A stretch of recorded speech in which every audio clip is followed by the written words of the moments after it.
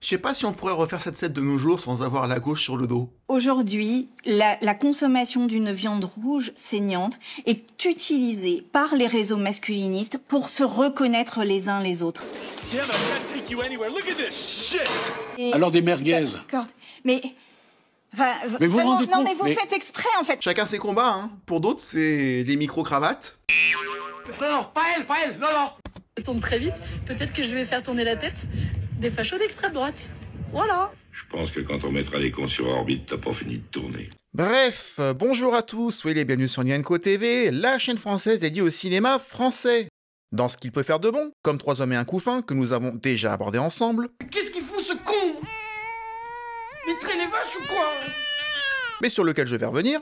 Et ce qu'il peut faire de moins bon. Comme 18 ans après, sa suite bien trop tardive et catastrophique sur bien des points.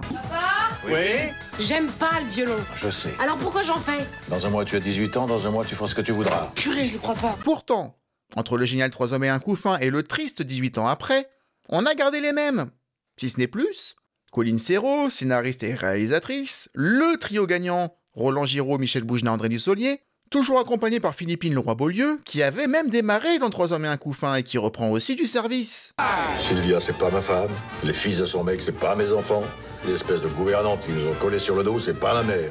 Tu peux m'expliquer ce que je fais dans ce canapé? Complexe, hein? Ils ont même été rechercher la pharmacienne. Bon, elle est jouée par Annick Allan quand même, c'était pas n'importe qui. Et la mère de Bernard Allan qui malheureusement est partie, nous a quittés il y a quelques mois, en octobre dernier je crois. Je voudrais un renseignement pour un ami, Jacques, vous voyez qui c'est? Il voudrait savoir comment ça marche le Viagra et tout ça. Alors, le Viagra... Michel, c'est toi le con qui a passé une commande de Viagra pour moi chez la pharmacienne? Moi? Pour du Viagra, toi? Et qui, à l'image du casting de ce second film très tristounet, mais complètement à l'ouest. On part aux Seychelles demain, on voudrait une crème solaire ultra protectrice, indice 12 écran total et tout le bazar. Alors, les crèmes solaires. Nous verrons dans cette vidéo très analytique ce qui aura creusé ce fossé entre deux films qui ont le seul point commun d'avoir été oubliés par une grande partie du public. Mais autant pour 3 hommes et un couffin, c'est une injustice, tant il est parfait ce film. Pourtant, il ne passe jamais à la télé. Même sur Arte, là où il y a les films soi-disant un peu plus intello, un petit peu plus rares, j'ai pas souvenir d'avoir vu 3 hommes et un couffin passer quelque part. Dans les 10 dernières années, ce film a disparu de la circulation. Mais autant pour 3 hommes et un couffin, c'est une injustice donc, autant pour 18 ans après, c'est justifié.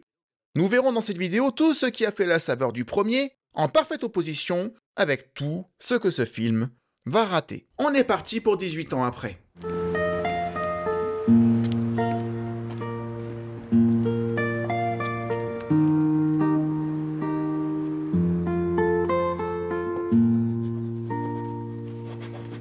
Parler de 18 ans après, cela implique forcément de revenir un moment à 3 hommes et un couffin.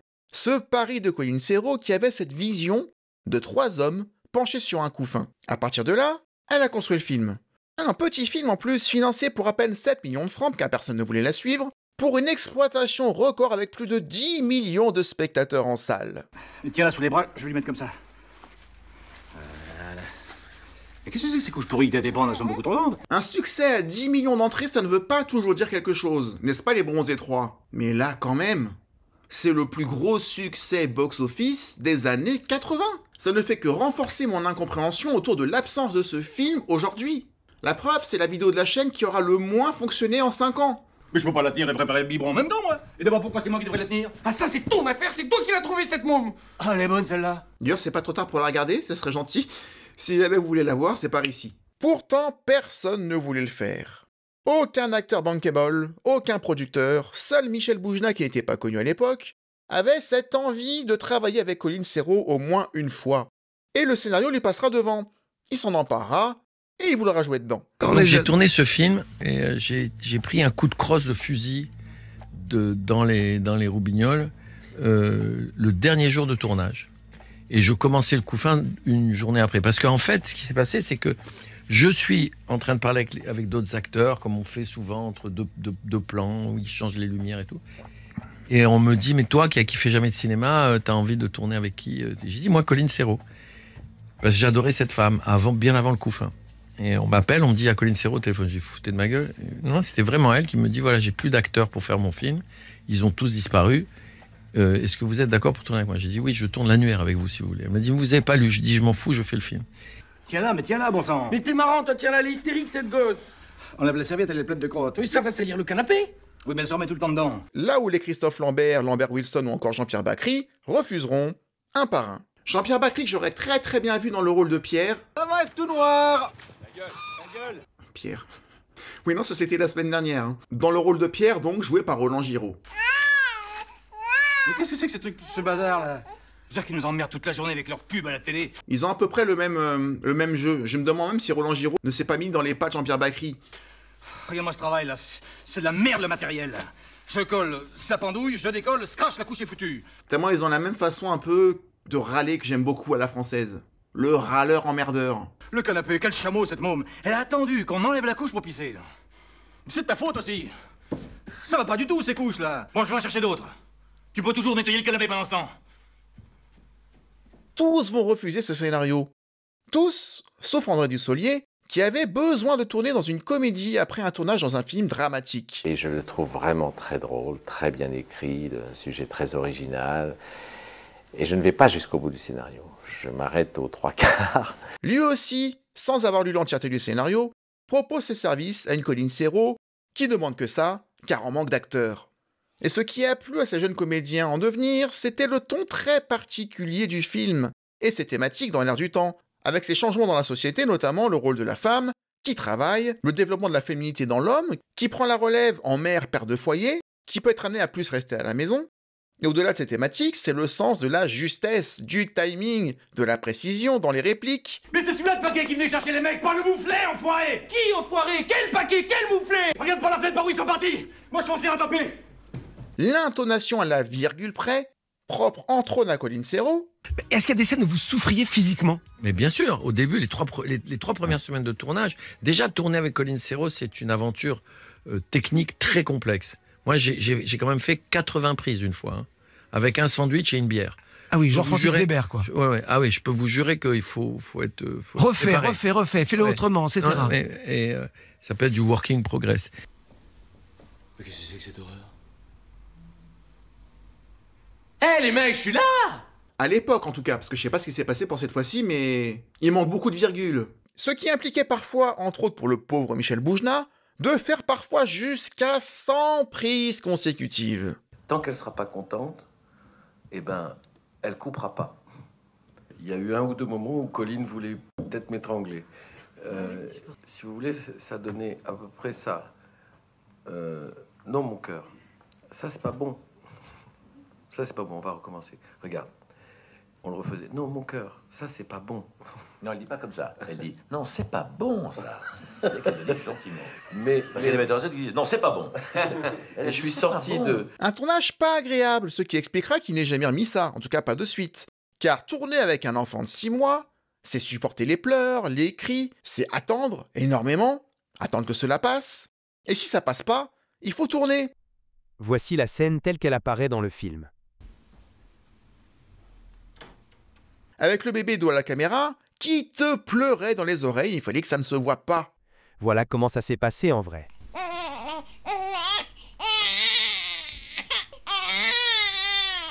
Cela impliquait de redoubler en post-production toutes les scènes où il jouait avec le bébé, c'est-à-dire la moitié d'entre elles. Même quand le bébé était de dos et qu'on ne le voyait pas, il pleurait dans les oreilles de Roland Giraud, qui devait faire comme si c'était pas le cas, et pourtant ça a du coffre un bébé qui pleure. Hein. Je sais même pas comment c'est possible, c'est même pas humain. Nominé ou nommé à 6 Césars, il en emportera 3. Il sera même nominé ou nommé, je sais jamais comment on dit, aux Oscars. Merci, très gentil, hein, très flatté. Hein. Ce qui n'était pas rien. 3 hommes et un couffin, c'était le succès français des années 80. Même si encore une fois tout le monde l'a oublié. Sauf ceux qui me diront en commentaire qu'ils n'ont pas oublié le film, j'en ai vu quelques-uns parmi vous. Ce qui fait la magie de 3 hommes et un couffin, c'est son casting, qui à l'époque n'était pas très connu, mais qui était déjà hyper talentueux. Vous avez jamais entendu la chanson qui dit « La médecine est une putain, son macro c'est le pharmacien » ? Nous n'écoutons probablement pas les mêmes chanteurs. Personnellement, j'aime beaucoup l'opéra. Madame Napron, si vous restez une minute de plus dans cette maison, je vous casse la gueule. Je suis ici chez moi, barrez-vous. Ah bon. L'oreille musicale de Colin Serrault sur les dialogues, ça a joué beaucoup aussi. Beaucoup de hasard aussi, parce que Michel Boujna a eu le scénario entre les mains et il a décidé qu'il devait le faire. Il voulait tourner avec Colin Serrault, peu importe le sujet. Et il est génial dans ce film-là. Tape vibrant pour le voyage! J'y arriverai, nom de Dieu! Même sa démarche de courir comme un canard est mémorable, et pourtant le hasard fait que c'était pas fait exprès. Il avait un petit problème qui l'obligeait, dans le début du tournage, à courir comme un canard, comme s'il avait des palmes aux pieds.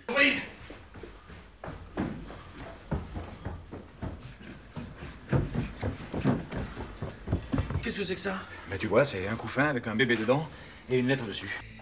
Et donc j'arrive sur le tournage du couffin avec une civière, des médecins. Je suis opéré d'urgence la veille du tournage.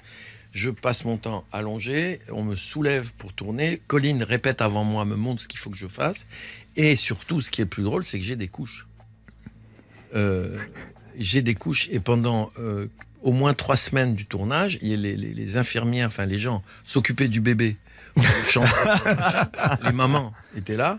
Et moi, il y avait des infirmières qui venaient pour me changer mes couches aussi. Et si vous regardez le film, vous verrez que je marche en canard dans le film. J'ai eu un César pour ça. C'est ça. On avait l'impression que c'est la composition. En français, dans le texte, j'ai eu un César à côté de mes couilles. et grâce à mes couilles. Donc, évidemment, quand j'allais de mieux en mieux, mais quand, comme j'avais commencé à marcher en canard parce que j'avais mal, j'ai été obligé de continuer pour la cohérence, à garder la posture. Et on a... Voilà, et c'est comme ça que ça s'est passé. Voilà l'histoire. Quand il sera soigné, il sera obligé de continuer à courir comme ça parce que du coup, il pouvait pas changer sa façon de courir en plein milieu du film. Et il court souvent. À très bientôt. Mais je vous en prie, revenez quand vous voulez. Nous vous recevrons avec plaisir. Nous ne quittons pas Paris ces temps-ci. Au revoir. Donc entre le hasard qui fait bien les choses, les acteurs qui se sont invités eux-mêmes parce qu'ils étaient emballés, il y avait une espèce de magie qui faisait que ce film était imprenable. Ensuite, chacun fera son chemin. Colin Serrault confirmera avec des films comme La Crise, mais surtout le trio sera très demandé durant les 10-15 années qui vont suivre, à minima. Et peut-être qu'ils étaient reconnaissants envers ce super tremplin qu'a été 3 hommes et un couffin, et qu'ils ont envie de revenir au moins pour dire merci. Ah oui? Je suis en retard.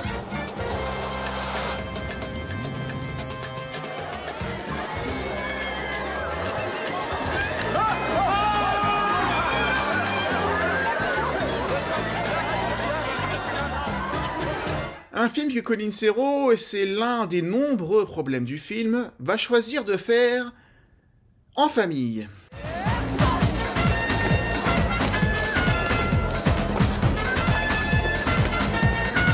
« 18 ans après. Déjà, de quoi parle le film pour ceux qui ne l'auraient pas vu? Eh bien, 18 ans après, c'est l'histoire de notre trio de pères qui vit toujours ensemble dans le même appartement. Le même appartement, 100% reconstitué en studio malheureusement, ce qui est un petit peu triste parce que c'était un vrai appartement dans le premier, même s'il n'a pas été tourné là où ils sont dans le hall d'immeuble qui n'a pas bougé. Je pense que cet appartement-là n'existe plus. Il était tellement grand, sur Paris, ça devait coûter une fortune à mon avis. À mon avis, ça devient comme l'immobilier aujourd'hui, ça a dû être coupé en plusieurs lots, et c'était sûrement impossible de le retrouver tel quel. Ce qui me fait penser d'ailleurs que j'ai du mal à imaginer ces trois-là, toujours à vivre ensemble. À la trentaine, célibataire, je veux bien. Des mecs qui veulent juste des nanas pour un soir, avec chacun sa chambre, pourquoi pas. Mais quand on est à 45-50 ans, j'ai beaucoup plus de mal à croire à cette coloc à 3. Mais je comprends que le public, ou je comprends qu'elle ait pensé que le public voudrait les voir dans le même cadre. Inchangé. Mais bon, si c'était que ça le problème, ils élèvent toujours Marie, 18 ans, qui passe cette année son bac, dans quelques heures. Et juste après, c'est les vacances. Sa mère vivant aux États-Unis avec un nouveau mec, et qui a 2 enfants de son âge. Son bac en poche, la famille se réunit pour les vacances d'été, et Marie va y vivre ses premiers amours. À 18 ans, premiers amours. Ça, c'est un truc qui a changé aussi. Aujourd'hui, ça paraîtrait sûrement un petit peu daté, d'attendre la majorité pour ses premiers émois. John, Jack et Arthur. Les temps ont changé. Ce qui me fait penser d'ailleurs que ça m'étonne beaucoup que la mère de Marie vive aux États-Unis à l'année, alors que dans le premier film, elle était mannequin et qu'elle y allait pour son boulot. C'est pour ça qu'elle abandonne, entre guillemets, Marie temporairement. Là, elle laisse sa fille, bon, avec son père, ce qui est pas rien. Mais c'est quoi, une garde alternée? C'est quand même sa mère. Sa mère la voit 1 mois par an. Vous parlez français? Pas un mot. Je ne parle pas français. Purée, il est beau.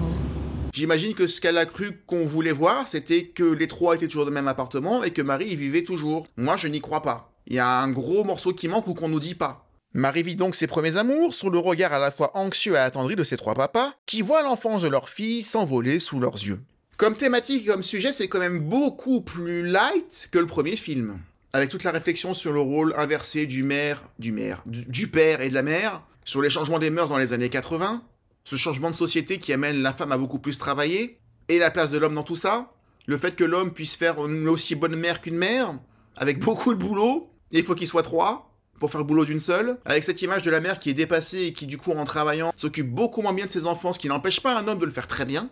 Il n'y avait pas de morale de dire la femme à la maison et les hommes au travail, hein. Au contraire même. La place de la femme, c'est à la cuisine!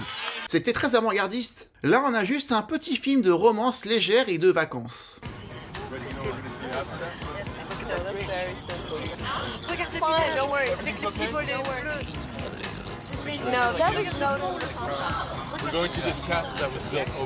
C'est d'ailleurs pour ça que j'ai choisi d'en parler aujourd'hui à l'heure où je tourne cette vidéo. On est en juin 2025, ça va bientôt être les vacances d'été. Mais bon, bonjour quand même à ceux qui regarderaient cette vidéo en automne, en hiver, en printemps de l'année 2025 ou au-delà. Bonjour. Je vous disais tout à l'heure que ce film était un film familial et que c'était l'un des problèmes du film. Car pour jouer le rôle central de Marie, c'est Madeleine Besson, musicienne et compositrice, en grande partie des longs métrages de sa maman, qui a été choisie. Et la voir jouer Marie, c'est compliqué. Parce qu'elle joue tout de la même façon. Tu vas pas travailler ton violon ce soir, t'as ton audition dans 3 jours. Oui, je vais travailler. La contrariété, l'amour, la séduction. J'ai plus 12 ans, tu sais. Je sais. En tout cas, c'est la dernière année que je la passe cette purée d'audition de violon. La colère, la dépression, la joie. Tu viendrais ce week-end? Yes, je vais le dire à maman. Elle joue tout comme si elle venait de sortir du lit après une grosse grasse mat en se réveillant à midi. Bah, Julie, ils sont vides vos bagages. Oui, j'ai fait un tri. C'est plus un tri, ça, c'est une élimination massive. Et qu'elle attaque sa journée avec son oreiller sur le canapé parce qu'elle n'est pas encore tout à fait réveillée. On dirait qu'elle dort tout le temps. Ça doit être sa personnalité, son naturel, hein. À se demander pourquoi ce choix, si ce n'est pour faire tourner ses enfants, plutôt que de choisir une actrice, certes jeune, mais confirmée et talentueuse. Parce que cette fois, c'est comme un film qui fait suite à un film qui a fait un carton. C'est quand même beaucoup plus facile de justifier de faire venir du beau monde. La preuve, c'est que nous avons un casting assez étonnant et éclectique. Lynn Renaud, ce qui n'est pas rien. Ken Samuels, le légendaire Bill dans OSS 117 Rio ne répond plus, quelques années après. Ah, sacré Hubert, toujours le mot pour rire. James Thierry, l'un des petits-fils de Charlie Chaplin, et cela se voit. Il a une présence, il a quelque chose dans le regard d'intéressant. Artiste à part entière, car en plus d'être comédien, il est acrobate, il est danseur, ce qui sera utilisé bien sûr dans le film. Et il est également musicien, car jouant à merveille du violon. Et devinez quoi, ça va aussi être utilisé dans le film. Et il est possible que Colin Serrault ait eu cette idée, cette envie, à l'image des 3 hommes penchés sur le couffin, qui a motivé son écriture du scénario. Peut-être que là, elle avait l'image d'un film de vacances avec du violon et de la danse.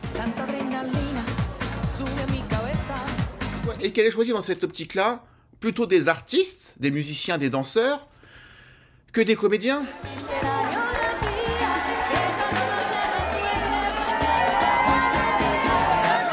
Car tout ce qu'ils font à l'écran, surtout à la fin du film, avec la scène finale qui est hyper impressionnante en termes de chorégraphie, hein, tout ça, ils l'ont répété pour en arriver à ce résultat-là. Ce qui est sans doute le meilleur travail qu'ait fait Madeleine Besson dans ce film-là. On en parlera de ce final qui n'est absolument pas crédible, mais pour l'instant, on n'en est pas là. Je disais qu'une partie du casting avait été potentiellement sélectionnée pour leur talent de musicien ou de danseur, au détriment de leur talent de comédien. Mais j'en suis pas convaincu à 100% que c'était la raison.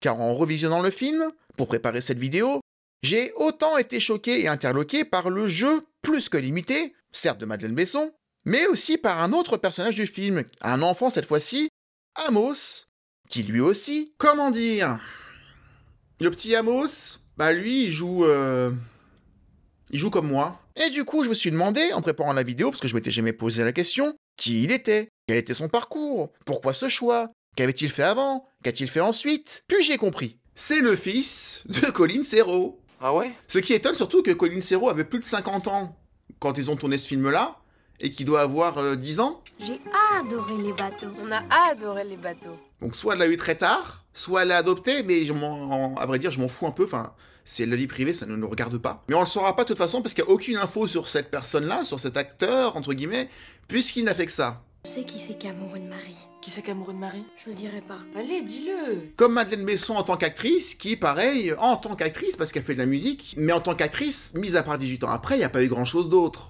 Ce qui est pas bon signe. Comment il a pu te dire ça, Arthur? Il parle pas français. Maintenant, il parle français parce qu'il apprend avec la 6000. Donc l'un des problèmes majeurs de ce film, c'est les acteurs, pas forcément professionnels, bien que les acteurs confirmés semblent souvent complètement perdus. Parce que l'écriture de ce film est à chier. Elle était géniale dans le premier film, elle était parfaite, ciselée, précise. Mais alors là... Franchement, je comprends toujours pas ce qu'elle lui trouve, Marie, à ce Jack. À part qu'il est jeune et beau, il a vraiment rien, quoi. Absolument rien. Mais il est jeune et beau. Mais il a rien. Mais il est jeune et beau. Mais il a rien. Hein. Tu te fous de ma gueule, c'est ça? Quand je dis que l'écriture est à chier, c'est à la fois le scénario global du film qui est ultra déséquilibré, voire incohérent, on en reparlera plutôt à la fin de la vidéo. Mais c'est aussi l'écriture des dialogues, qui font partie des pires qui m'aient été donnés d'entendre. Bon, Jacques, dis-lui qu'il faut qu'elle travaille son violon. Marie, il faut que tu travailles ton violon. Les dialogues du film qui rythment les scènes, notamment autour de nos trois stars, et qui utilisent des ressorts ultra datés et surtout ultra visibles. Comme ils sont trois, mais dans le premier ils étaient trois aussi, c'était pas aussi con, mais comme ils sont trois, ils vont se sentir obligés de faire des gags qui vont se répéter 3 fois, ou avec des répliques qui vont passer 3 fois de suite, chacun avec sa version. Franchement, il a rien, quoi. Ah si, quand même, il a quelque chose. Quoi? Il est jeune et beau. Papa, tu viens chez nous avec Amos, on dansera tous la salsa. Youhou! Non, mais ça va, Michel, n'en rajoute pas. Et on ira tous au cinéma? Youhou! Bon, ça va, Jacques, n'en rajoute pas. Prenez cette scène que j'ai déjà montrée dans une autre vidéo, qui n'a rien à voir d'ailleurs, je ne sais plus laquelle c'était, mais les plus fidèles d'entre vous à la chaîne me le diront peut-être en commentaire. Mais regardez à quel point ça n'est pas naturel, par exemple ici dans le déplacement, ou dans le jeu, tant cela limite fait théâtre surjoué. Pourquoi c'est toujours moi? Parce que ça arrange Jacques. Mais pas du tout, c'est parce que c'est toi qui as parlé avec Sylvia. Et bien que les trois acteurs soient bons, au naturel, dans leur vie, dans leur carrière, on sent qu'ils sont pas concernés, surtout Roland Giraud qui a l'air complètement à l'ouest. Il a l'air complètement largué, le pauvre Roland Giraud. Ou alors il se demande qu'est-ce qu'il fout là. Je pense que c'est plutôt ça. Bien que les trois soient bons, en théorie, que peuvent-ils faire de tels dialogues et de telles situations à jouer? Dis-lui d'arrêter ses bêtises, il me fatigue. Bon, Michel, arrête tes bêtises, il me fatigue. Non, j'arrêterai pas. Moi, je m'en fous pas de cette gosse. Tu prends du Viagra, toi? À qui tu demandes ça? Bah, je sais pas, à toi? C'est Michel qui prend du Viagra. Tu prends du Viagra, Michel? Retiens-moi, je l'égorge. Michel, retiens-le ou il t'égorge? Oh là là, mais qu'est-ce que c'est d'un lourd. Et c'est pas que quand c'est joué par les trois, c'est quand tout le monde se met à jouer ce genre de truc, comme la mère à un moment donné. Ah, non, c'était pas mon mari, c'est le père de ma fille. Enfin, je l'ai pas faite avec lui. Enfin, ils sont 3. Enfin, c'est complexe. Il y a aussi tout le passage du Viagra, qui aurait dû être, on va dire, le summum du film en termes d'humour et de rire. Mais non! Et tu sais qui ce sera? Non. Ce sera un gentil livreur. Et tu sais ce qu'il lui livrera à ta copine? Non, je sais pas. Il lui livrera une paire de béquilles et 10 paquets de maxi-couches pour des vieillards incontinents. Il lui livrera parce qu'on fait les caméras, ça marche très bien. Il lui livrera. Il lui livrera. C'est chouette comme cadeau, ça, non? Qu'est-ce qu'il a? Pourquoi il est agressif comme ça avec moi? Oui, pourquoi t'es agressif comme ça avec lui? Oh non. Je sais pas, mais en tout Il cas, recommence à répéter. ce sera un gentil livreur. Et tu sais ce qu'il lui livrera à ta copine? Oui. Une livraison à ton nom. Et tu sais ce qu'il lui livrera... Et tu sais ce qu'il lui livrera à ta copine? Et tu sais ce qu'il lui livrera... J'y arriverai pas. Hein. Tu sais ce qu'il lui livrera à ta copine? Et tu sais ce qu'il lui livrera à ta copine? Non. Il lui livrera... Attends, on va prendre un vent. C'est plus drôle à voir tourner que dans le résultat final. Et tu sais qui lui livrera? Non, mon cœur, c'est qui lui livrera. Oui, bien sûr, Colline, on y va. Et tu sais qui lui livrera? Bon, on recommence demain matin. Journée terminée. Attends, 35 prises plus tard, le même jour. Ouais, mais moi, ne décourage pas, hein. André a perdu 9 kilos. Les kilos au bord du suicide. Pour qu'il arrive à dire qu'il lui livrera. Colline fait menteur. Je comprends la dépression de la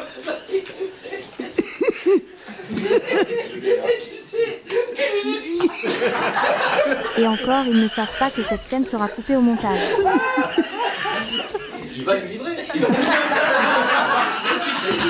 Vous aurez vu, grâce à ce passage du making-of, que Colline Serrault tenait toujours, et c'est normal parce qu'il bafouillait énormément, là, du Solier, elle tenait à avoir ses répliques et ses mots justes, ce qui est normal. Donc c'est pas une question de ne pas répéter assez les scènes qui ont conduit à ce piètre résultat, c'est bel et bien ce qui était écrit au départ qui était de la merde. Attention.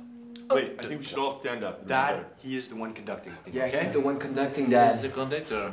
Yeah, John, he's the one conducting. Yeah, he's conducting. Yeah, he's conducting. Oh là là là, c'est du lourd, non? Il y a plein de scènes comme ça, où ils vont tout dire 3 fois à tour de rôle, consécutivement. Là où le premier film me faisait rire grâce à des dialogues cassants, percutants, Michel Bougelin étant souvent la victime des deux autres. Elle dort, nom de Dieu. Oh, mais toi aussi, Michel, tu me pompes, hein. Ton petit côté papa raisonnable, j'en ai jusque là. Oui, ça c'est vrai, il y en a ras-le-bol. Ça suffisait à mon bonheur. Roland Giraud avait encore une fois à la Jean-Pierre Bacri un ton hyper sec, hyper cassant, hyper efficace. Excusez-moi. Qu'est-ce que c'est que cette poufiasse? Fais gaffe à ton vocabulaire. Elle peut pas parler à voix basse comme tout le monde. En tout cas quand il fallait casser. Mais il avait aussi du coffre, il avait aussi un volume, quand il s'agissait de gueuler, entre autres, sur la pauvre Dominique Lavanant dans une scène qui, je le rappelle, est absolument géniale. Et où vous allez coucher? Eh bien, j'attends que vous me montriez ma chambre. Oh, mais je ne sais pas où Jacques veut vous fourrer, moi, madame, ça c'est son problème. Peut-être dans sa chambre. Mais je vous préviens, on est 3 à vivre dans cet appartement et on est tous des sacrés baiseurs.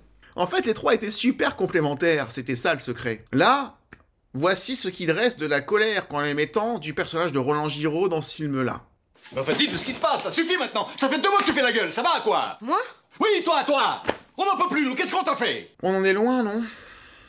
J'ai l'impression de voir le De Funès après 76 qui pouvait plus crier, qui avait plus la pêche, ou c'était plus pareil. L'alimentation que donnent les pédiatres de maintenant, c'est beaucoup trop fort. Moi, je suis pour les médecines douces, Madame Ponra. Rapon, Madame Rapon. Oui. Donc, casting perfectible, en termes de choix d'acteurs, mais aussi en tant que performance d'acteurs, ils étaient pas dedans. Mais je comprends pourquoi, vu comment c'était écrit. Scénario et dialogue très faibles, et les défauts du film ne s'arrêtent pas là. Il en reste encore un. Peut-être le plus gros, et vous le savez, parce que vous m'en avez parlé dans les commentaires du post quand j'ai annoncé que j'allais faire ce film-là. Le plus gros problème de ce film, en tout cas celui qui nous empêche de rentrer dedans, c'est définitivement sa réalisation complètement daubée. Et il ne s'agit pas que de la laideur des plans, grossier, sans inspiration, mais le souci est avant tout matériel. Le film a été tourné avec des caméras numérique, 100% numérique, ce qui a été jugé comme étant innovant à l'époque. Caméras numériques avec lesquelles elles tournent et qui font que, enfin moi je parle pour, mais je pense que mes camarades seront d'accord, c'est vrai que c'est très agréable parce que tout d'un coup la technique cinématographique est moins pesante. Il y avait une sorte de travail continuel, d'esprit comme ça grâce à cette nouvelle technique. Le 35 mm permet de certaines très belles choses, mais impose un rythme qui n'est plus le rythme de notre époque. Ça évite les pellicules, ça évite son stockage, ça facilite le montage. Il y a du positif au numérique, hein. Mais du numérique bon marché, ou en tout cas du numérique à ses débuts, on en est revenu heureusement, parce que là... J'y vais, à tout à l'heure.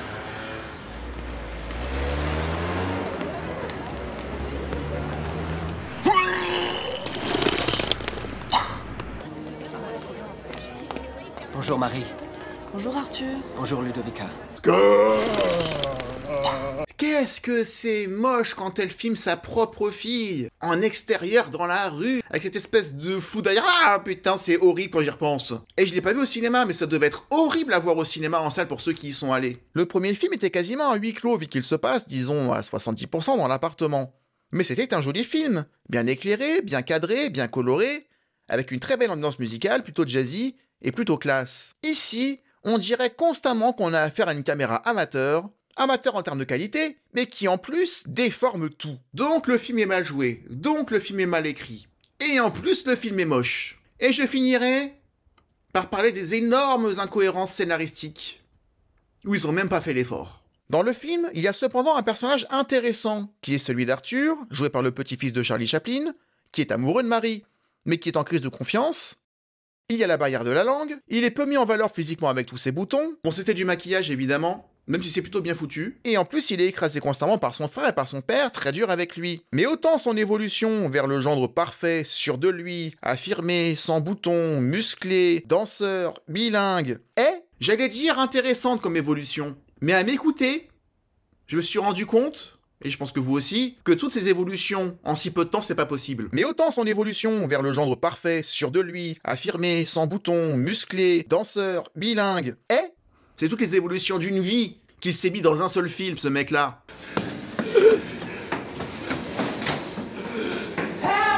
Car le film souffre aussi, en plus de tout le reste, car le film souffre aussi d'un problème de structure et de temporalité. Le film nous propose de vivre carrément une année scolaire. On passe un quart du film, le début, sur la fin d'année scolaire de Marie et la réception de la nouvelle famille. On passe 2 quarts du coup du temps en vacances, en été. Incredible! I've never seen anything like it. Come on, guys, we're leaving now. Et on passe un quart, la fin du film, sur toute l'année scolaire, de la rentrée aux vacances d'après. Mais tu étais où pendant tout ce temps? Ici, à Paris. Depuis le départ de papa et Jack. Ça fait 1 an que t'es là et tu m'as jamais fait signe. C'est balèze de faire une année en 1h30. C'est ambitieux en tout cas. Et évidemment, ça va poser problème. Car dans la partie vacances d'été, qui est la seule qui vaut le coup, car c'est un film de vacances. Et moi, les films de vacances, il suffit que ça se passe en vacances, en été, dans une petite villa au bord de la mer, avec les cigales. Et ça suffit à mon bonheur. Impossible cependant de savoir combien de temps elle dure. Il y a surtout peur qu'ils partent avec nous dedans. Là, il serait embêté. Pas tant que nous. Tu te vois 1 mois avec ce mec? Non. Car durant les vacances, au bout d'une semaine a priori, notre trio de papa vient voir leur fille.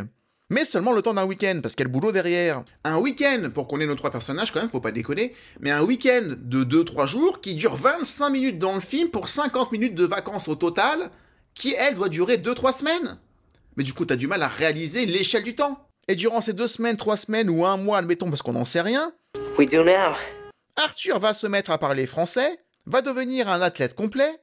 T'es jaloux? Alors je passe les pénibles séances de musculation où on voit le pauvre gars ne pas comprendre comment les machines fonctionnent, avec juste une caméra posée, sans aucune imagination, sans aucune idée créative, sans rien à faire de ces plans-là.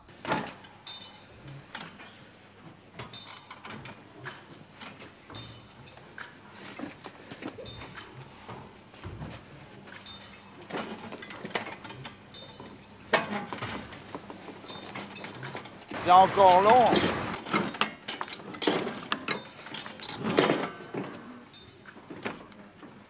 Où elle ne parie que sur le ridicule des situations et ça ne fonctionne pas. Mais le plus grave, c'est qu'en 2 semaines, le mec va passer de ça au parfait Apollon. Je vais l'engager en coach personnel, ce mec. J'en aurais bien besoin.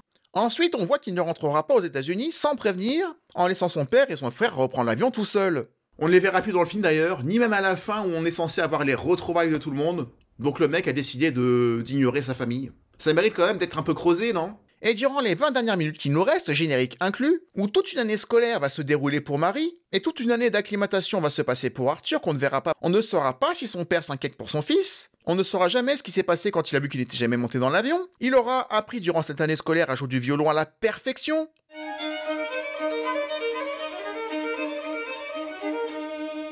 Il faudrait aussi, si je faisais de la musique, qu'il devienne mon prof de musique particulier, en plus d'être mon prof de sport. Parce que pour apprendre le violon à ce niveau-là, tel qu'on le voit à la fin dans le générique, même si on peut dire que le générique ne compte pas, mais bon, pourquoi mettre ça? Pour atteindre un niveau ne serait-ce que quasi professionnel au violon, il faut 5 ans, à raison de 5 à 10 heures par jour d'entraînement.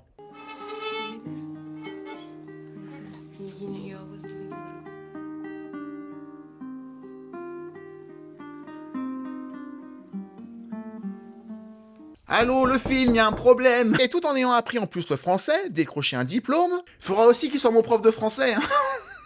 Sachant qu'il apprend le français pour séduire Marie, alors qu'elle est bilingue en anglais. Allô? Allô? Y a personne au bout du fil? Et il est devenu un professionnel de la danse.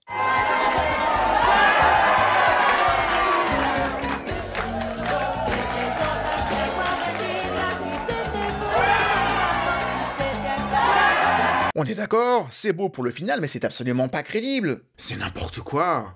On se fout de nous. Ils en avaient rien à faire.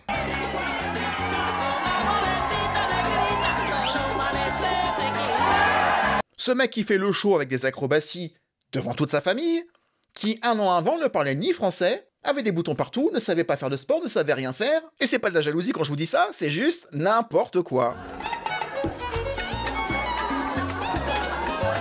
Bref, un film complètement en roue libre, un peu comme moi aujourd'hui, qui est détestable autant dans le fond que dans la forme. Mais que je ne déteste pas. Même si clairement le fait qu'ils en aient rien à foutre, ça me scandalise. Prenez la scène de la pharmacie par exemple, où ils se sont sentis obligés de faire un copier-coller de la scène du 1. Donnez-moi celui-là, là. Alors celui-ci, c'est un lait maternisé. C'est pas bien ça? Ah si, c'est très bien. C'est quoi la différence avec les autres laits? C'est maternisé. Celui-ci aussi, il est maternisé. Ah bon, il y en a plusieurs, des maternités. Ou ce qui était drôle dans le 1, c'est qu'ils se rendent compte que d'acheter des affaires pour un bébé, que ce soit les tétines à 3 vitesses... Je vous donne des biberons? Ah oui, les biberons. Les tétines normales ou à 3 vitesses? Ah bon, il y a 3 vitesses. Ou le lait premier, deuxième, troisième âge, bah que c'était pas simple quand on n'y connaissait rien, ou quand on connaissait pas l'âge de l'enfant. Vous voulez premier âge ou deuxième âge? Ah bon, il y a 2 âges. L'enfant à quel âge? Ben, c'est un bébé. Un petit bébé. C'est un bébé. Mais là, ils ont juste voulu refaire le même effet comique sur le Viagra, sauf qu'on va beaucoup plus vite pour expliquer comment ça fonctionne. Comment ça marche le Viagra et tout ça? Alors, le Viagra, d'abord il a quel âge? Ah bon, faut savoir son âge? Oui, parce que c'est pas le même dosage suivant l'âge, vous comprenez? Ah, d'accord. Et qu'ils en ont tellement rien à foutre, et j'en ai la preuve, qu'ils ont gardé la fin de la scène où Michel Boujna rigole. Et c'est Michel Boujna qui rigole, c'est pas Michel le personnage. Alors, les effets secondaires du Viagra sont les suivants. Alors... Mais même si le film a tout raté, bah j'arrive pas à le détester. Parce que j'ai un tel respect pour le 1, il a une telle aura, même si on n'en parle plus, qui fait passer un peu la pilule, parce qu'on est content quand même de les revoir, même si c'est des versions... des sous-versions d'eux-mêmes, surtout Roland Giraud. Et ta tête de nœud qui se croit irrésistible, je l'ai assez vu. Alors dégage! La porte, c'est par là. Le père américain hyperactif qui s'occupe de tout, joué par Ken Samuel, il est excellent dans le film. Je ne comprends pas un mot de ce qu'il me dit. Pas grave, que ce soit en anglais ou en français, ils parlent tous de toute façon. J'ai rien à dire dessus, c'est drôle. Et toutes les interactions entre Michel Boujna, qui parle pas un mot d'anglais, et le père qui lui parle tout le temps. Excuse me? Ça, j'ai rigolé, c'est les seules fois dans le film. Merci Michel Boujna. Il me saoule avec son train. Je crois que c'est celui qui s'est senti le plus concerné. Et puis surtout, c'est un film de vacances. Villa, barbecue, repas en famille, balade, excursion, piscine, boîte de nuit, concert. L'ambiance est très bonne et on a envie d'être avec eux durant ces 50 minutes, ce qui est plutôt bien. Avec cette vie de famille rimée par les petits-déj, les repas, les sorties, les engueulades. Mais bon, tout dépend par rapport à quoi? Tout dépend avec quoi on compare. On parle de la suite de 3 hommes et un couffin et ses 10,2 millions d'entrées, le plus gros succès français des années 80. Et là, on a une sortie dans l'anonymat en 2003 dont personne n'a entendu parler avec 1,5 million de spectateurs. La comparaison, elle fait mal, hein, la marche, elle est haute. Dans le mauvais sens. Même moi, j'y suis pas allé, alors que j'adorais déjà le film à l'époque. Ça aurait dû être un événement en soi, mais bon. Il est sorti en février, en plein cœur de l'hiver. C'est con de sortir un film en février pour un film qui parle de vacances. Fais ça au mois d'avril-mai, juste avant l'été, pour te donner envie d'y aller. Même la sortie du film, ils l'ont raté. Les communications, les interviews, les émissions de télé. Même là, ils en avaient rien à battre. Mais, grâce à la partie film de vacances qui n'est que la moitié du film, je passe pas un mauvais moment quand je le regarde.